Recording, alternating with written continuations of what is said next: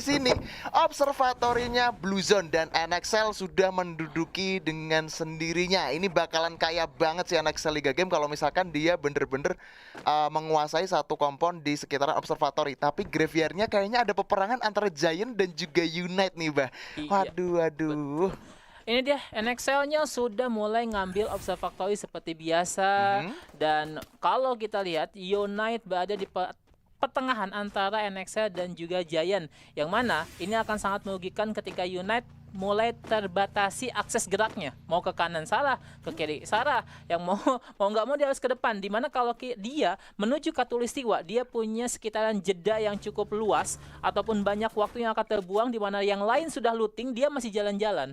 Iya, dia masih jalan-jalan juga. Kalau kita di sini memang seperti yang tadi Abbas sempat singgung di awal ya, ada pemain baru di Unite yaitu Andri dan juga Amora. Nah, Amora. kira-kira nih bahkan kalau kita lihat dari kemarin dari Unite Esport dia belum bisa mendapatkan 10 poin maksimal, Mhm. tapi at least dia udah bisa dapetin 6 poin nih untuk hasil dari matchday kemarin di Bet- matchday ke-7. Nah, kalau misalkan di matchday ke-8 ini andai kata mhm. misalkan Unite Esport bisa dapat 10 poin penuh, ini berarti penyesuaiannya antara player di tim yang lama dengan yang baru ini bakalan cepet banget sih, Bah. Betul, adaptasinya Andri dan Amora berarti cukup bisa diperhitungkan, Mhm. ya kan? Dan mungkin aja nih, mungkin ini nih mungkin nih, maaf nih kalau salah, ya kan? Andri dan Amora adalah salah satu pemain yang memang sering bermain bersama sama teman-teman. Jadi adaptasinya tuh udah tinggal kayak ngelanjutin aja sih. Tinggal ngelanjutin aja. Dan tapi di sini Bah ternyata ada satu orang yaitu seorang Alektra yang dia udah memantau juga keberadaan Unite, tadi berusaha untuk nungguin dulu dia dari Ras terutama ya. Betul? Ketika mendekati Tong dia si Alektra ini pengen nembakin Tongnya, pengen ngeledakin Tongnya nih, Bah. Iya, dengan Worldfaker cukup mungkin banget karena Worldfaker adalah salah satu dengan senjata dengan rate of fire yang cukup tinggi, dengan damage rasionya juga tinggi, apalagi kita tahu bersama-sama Unite itu turun dengan resort yang sangat minim banget. Ya kan, Betul. ketika dia dipukul mundur dari graveyard, move ke arah Katulistiwa, kemudian resortnya mulai terbagi-bagi, dan ini juga Alekta tidak akan terus menembaki ke arah pemain-pemain Unite karena resiko yang akan diambil di mana Alekta berada dalam posisi sendirian. Tidak ada Betul. covering fire, tidak ada kampen juga, dia hanya memanfaatkan batu. Jadi satu keputusan yang cukup baik bagi Alekta adalah regroup bersama teman-teman yang masuk ke area Bima Sleep.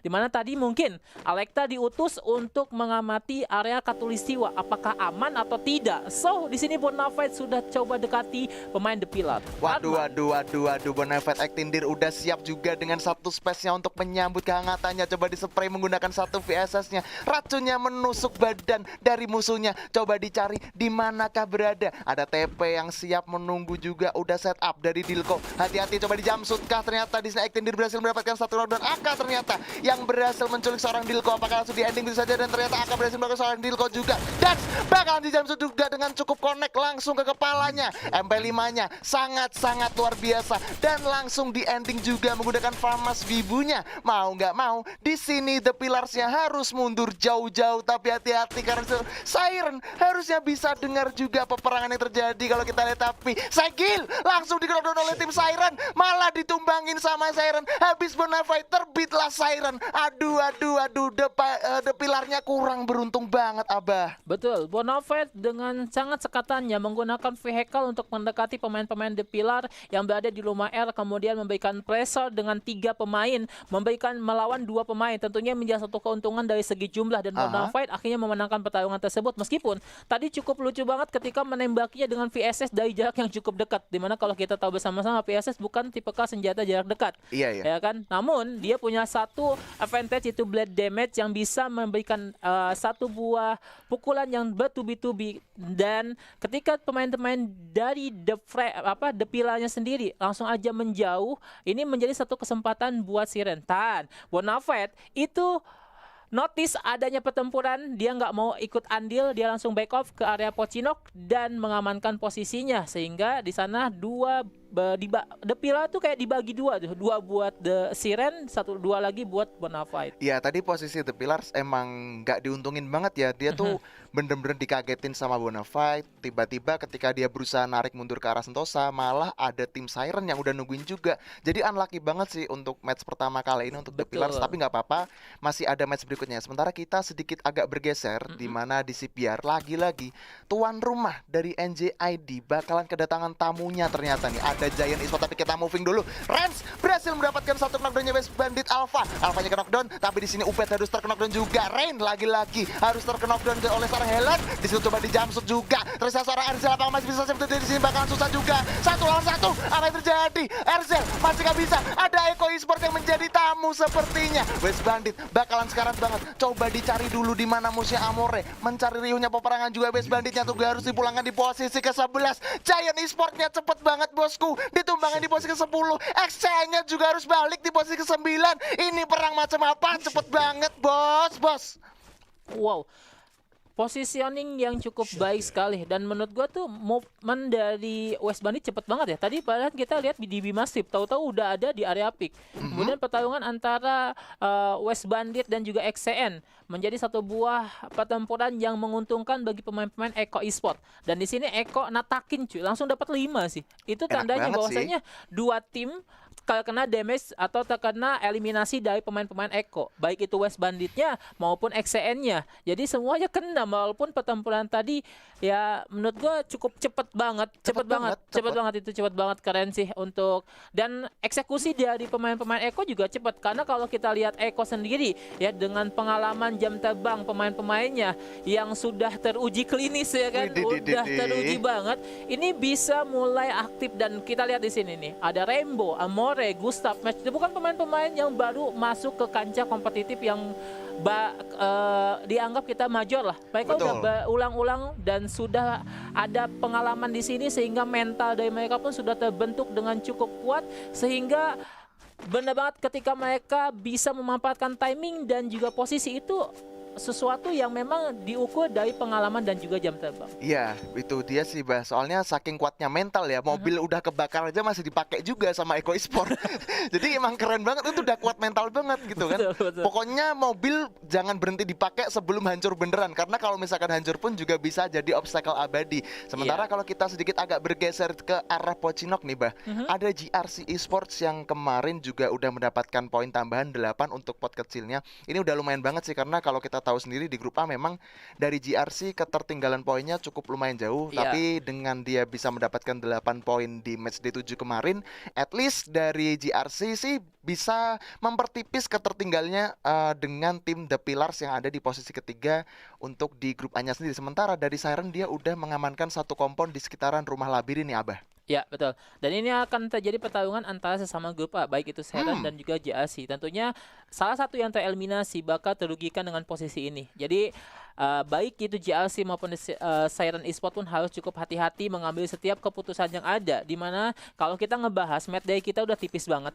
Udah tinggal sedikit lagi. Jadi mereka harus cepat beradaptasi. Dan kalau kita lihat ngebahas GRC ya, GRC sendiri pun udah mulai adaptasi dengan in-game-nya. Mereka sudah mulai mengenal satu sama lain. Mereka juga udah sering memahami meta. Dan di sini pertarungan sepertinya tidak bisa dihindarkan, Bung Arman. Yes, pertarungannya nggak bakalan bisa terhindarkan. Di sini ada satu lemparan granat dari seorang Lim, tapi belum connect, bisa saja Raw bakalan kesekarat juga, tapi masih ada inhaler yang bisa dihirup. Coba dibalas satu granat juga, Duan Bledoskah. Kalau kita lihat Duar, tapi nggak connect, bisa saja. Udah coba diras, Justin menggunakan satu shotgunnya, coba mencari di mana musuhnya. Udah ada 2 orang di depan, tapi di sini coba dikasih distract menggunakan satu MP5-nya. Lim melakukan jumpsuit dengan cukup baik juga, ada pop-up yang cukup baik, tapi di sini cukup sekarat. Justin juga mencoba mencari di mana ke musuhnya. Itu dia, coba di jumpsuit tapi masih ada sedikit miss. Coba dicari lagi dan lagi, itu dia. Oh my god, fight-nya panjang banget bosku. Justinnya sebenarnya berhasil mendapatkan juga seorang Jim, dan ini dia. Coba dicari di mana ke orangnya, coba ditembakin lagi dan lagi. Kasih paham bosku, glualnya dihancurin aja, kepalanya hilang dari seorang Wins, gak bisa kemana-mana. Terus Justin dan kawan-kawan di sini. Ternyata Randy berusaha merevive teman yang tersisa 1 orang, masih bisa. Coba dicari, bakalan ke knockdown lagi. Randy apakah masih bisa save the menggunakan satu senjatanya? Gak bisa. Ternyata GRC harus dipulangkan juga di posisi ke-8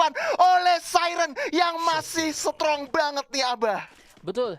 GRC akhirnya harus menelan pil pahit dengan dieliminasi oleh teman segrupnya, bahkan Siren Esports. Dan tadi adalah salah satu pertarungan yang cukup panjang di mana penggunaan glue wall. Kalau kita lihat di sini, Justin mempunyai 7 glue wall yang dimanfaatkan bertubi-tubi sehingga tertumpuk banyak sekali glue wall yang menghalangi pertarungan. Selain daripada skill Chrono yang diaktifkan berkali-kali dalam pertarungan ini, di mana kalau kita tahu bersama-sama skill Chrono ada satu skill yang cukup merepotkan dalam pertarungan ini, apalagi dikombin dengan dengan double vector tentunya akan sangat sulit sekali. Dan Siren yang melooting di area Mas Elektrik tentunya ya kan bakal mempunyai banyak resource, di mana Mas Elektrik adalah satu tempat lootingan yang cukup banyak sih. Kayak dengan 3 hanggar, kemudian 1 gudang ya kan, dan ada sekitaran 3 garasi yang bisa dimanfaatkan sebagai lootingan. Itu banyak banget kan, ada upgrade pass juga di sana, sehingga kesiapan Siren untuk bertempur tentunya jauh lebih siap di mana mereka udah mulai mendapatkan kill. Mungkin saja Siren udah mendapatkan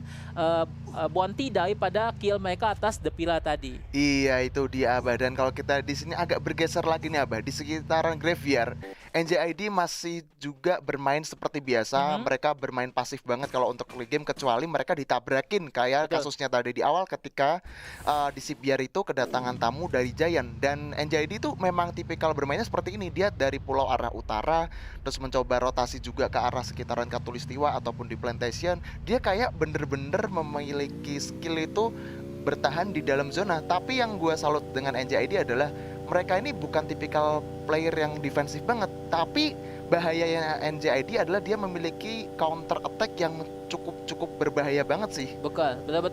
Nah, NJID bukan tipikal defensif tapi counter attack yang cukup mematikan. Itu kayak gini loh, lu ngusik gua bantai. Gitu, NJID itu punya prinsip gitu. Jadi dia tuh diem aja, dia moving sebagaimana sejalurnya dia, istiqomah terus jalannya seperti itu, belum banyak terlalu perubahan antara pergerakan daripada pemain-pemain NJID. Tapi sekalinya diusik, itu sekali gigit mati satu squad biasanya. Sekali gigit bakalan mati juga ya, Bay ya. Dan ternyata di sini Andri harus hilang kepalanya oleh seorang Rama NJD dan langsung di ending begitu saja oleh Rama yang aim AWP-nya cukup jahat. Tapi di sini Mervin sepertinya udah memberadari juga keberadaan dari seorang Ras yang coba dilemparkan satu pelontarnya, Duar meledak, belum connect. Tapi di sini Rise mencoba menahan pedihnya. Coba ditungguin kah satu shotgun, udah coba ditembakkan, tapi lagi-lagi mundur dulu bosku. Bahaya banget, NJID ini cukup galak, jadi dari Unite paling nggak harus bisa bertahan juga. Sementara kalau masih ditunggu juga, Marsianya bakalan coba menghancurkan satu global, tapi Iki berhasil mendapatkan seorang Amora dari atas tower. Coba diterobos, baiklah bosku, coba dinaikin kah? Marsia menggunakan satu dual vector yang langsung connect juga. Bakalan diraskah 3 orang sekaligus. NJID harusnya unggul, satu grand masa, baiklah bosku, meledos. Itu dia hand cannonnya berhasil connect langsung ke seorang Ras. Coba di Ras beneran, Ras langsung melakukan Ras dengan cukup baik juga. Coba di jam begitu saja, tapi di sini setelah 2 bahkan dari Iki melakukan cover dari jarak jauh. Rama menggunakan satu AWP-nya juga, tapi di sini sepertinya bakalan langsung tumbang Rama dan juga Mervin. Aduh, Rama kepalanya hilang oleh Amora. Terus seorang Iki, apakah masih bisa 1 lawan 3? Bakalan sulit banget karena di sini dia hanya menggunakan satu Woodpecker-nya untuk melawan 3 orang, tapi Unite kayaknya nggak mau langsung melakukan rush nih Abah. Betul. Keputusan yang cukup baik untuk melakukan reset terlebih dahulu, di mana HP daripada pemain-pemain Unite cukup terkuras atas pertarungan jarak dekat yang terjadi antara NGID Esports dan juga Unite Esports. Tadi hal yang cukup gua notice adalah pertarungan antara NGID, tapi sebelum kita bahas itu ada lagi nih Siren dengan Bonafide. Waduh, persaingan grup A dan juga grup B. Justin udah siap juga dengan satu double barrelnya untuk menyambut Bonafide di sana. Tapi di sini bayang mana ada 3 squad, Bonafide, Siren dan juga Rimo yang bakalan menjadi tamu-tamu yang menurut gua bakalan ngerecokin banget pergerakan Siren. Kalau kita di sini Justin udah menerima damage yang menurut gua oke lah, lumayan buat mencicil face-nya. Dan ini kayaknya bakalan terjadi clash antara Rimo dan juga Bonafide. Waduh, Bonafide dan kayaknya di sini bakalan melakukan satu pop up skill chrono. Coba di spray down menggunakan satu MP5-nya, bakalan meledak landmine-nya sendiri. Fanzone-nya harus terkena dan juga langsung dipulangkan. Rimo bakalan terkena dengan pelontarnya sendiri kah? Karena di sini Dance bakalan langsung di take down juga. Terus seorang Actindir apakah masih bisa menahan di balik pedihnya Zona? Zona nggak bersahabat, tapi di sini Siren Justin udah siap juga. Bonafide ternyata harus tumbang juga di posisi ke-6. Masih ada Siren, masih ada Rimo yang bertahan di balik satu gudang factory. Karena di sini Wings kayaknya nggak bakalan kasih lepas, di mana Fakih bakalan coba melakukan satu pop up dulu untuk pertahanan diri. Devito udah siap dengan satu granatnya, coba dimasak dulu kah? Karena di sini ada satu pop up dulu juga, bakal knockdown jatuh dari seorang Justin. Devito dengan aim yang cukup jahat banget langsung berhasil knockdown satu player juga. Seorang Devito apakah masih bisa? Karena di sini Devito bakalan dikepung habis-habisan, masih nggak ada harapan kah? Karena di sini Devito lagi-lagi masih bisa revive, langsung di knockdown juga. Masih ada Afnaf coba ngasih glual, coba di pressure. Siren Esports ternyata harus pulang juga dengan Rimo Esports, Abah. Ini dia cuy, Rimo berhasil menundukkan pemain satu grupnya yaitu Siren Esport, dan Fakih mendapatkan M79 dari Aidop yang datang di in-game. Nah ini dia cuy, kalian bakal menemukan M79 itu dari circle ketiga. Jadi ketika masuk circle ketiga harus cukup waspada dengan adanya M79. Adapun tadi NGID bertarung ada hand cannon bukan M79 yang digunakan oleh Melvin.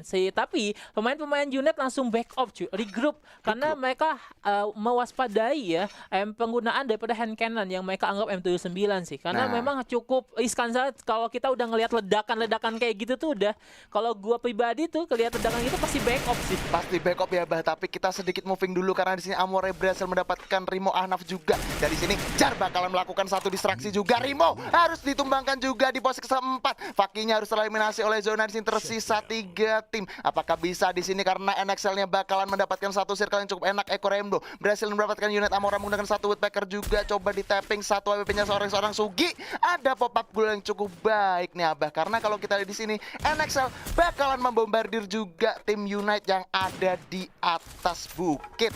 Dan dari seorang Mert sepertinya bakalan mencoba menghirup satu inhalernya dulu untuk mengamankan satu komponnya di balik Sutet, karena di sini dia udah dicicilin dengan jahatnya VSS. Gustav langsung terkena oleh seorang Sugi menggunakan satu baretanya, langsung connect ke ubun-ubunnya, langsung di ending tanpa ampun. Dimana dari seorang Rainbow juga berhasil mencoba menahan satu damage dari Unite dan juga NXL. Cupai diberikan satu balasan tembakan K oleh seorang Amore di situ. Kalau kita lihat kan di sini Cupai sepertinya bakalan langsung gak kasih ampun ke arah Eko Esport. Ini bakalan jadi sulit karena NXL udah menjadi satpam komplek di balik zona. Ini bakalan berbahaya untuk Eko dan juga Unite yang berusaha masuk. Tapi ini bakalan coba diterobos oleh seorang Amore juga. Merz bakalan coba adu aim dengan Kapten Cupai dengan cukup tajam juga. Tapi di sini Sugi bakalan berhasil knockdown seorang Merz juga. Coba dicari di mana sisanya, karena di sini NXL masih bertahan juga. Ada peperangan di situ. Kalau kita lihat Unite-nya bakalan clash juga dengan Eko. Bakalan ada lemparan granat juga. Eko Amore berhasil mendapatkan seorang Ras. Cupai yang nonton doang kagak nembak. Kalau di sini Rainbow bakalan jadi 2 orang. Ada satu yang kanan yang langsung connect. Amore langsung dibalikin juga oleh NXL Mat. Bakalan jadi buyaka untuk NXL atau tim musuhnya dari Unite. Karena di sini Amoranya bakalan terkena juga. Bakalan dicari Rise-nya ada di mana. Rise-nya kayaknya lagi masak beras bosku. Dicari dulu, di revive dulu. Gak bisa bosku. Ternyata Unite harus tumbang atas NXL. Buyanya for NXL Liga Game Abah. Wow. Idus edan eta malah pokoknya mantap NXL ge. Mantap pisan dah. Mantap pisan atuh. Mantap pisan NXL. Nah, ini dia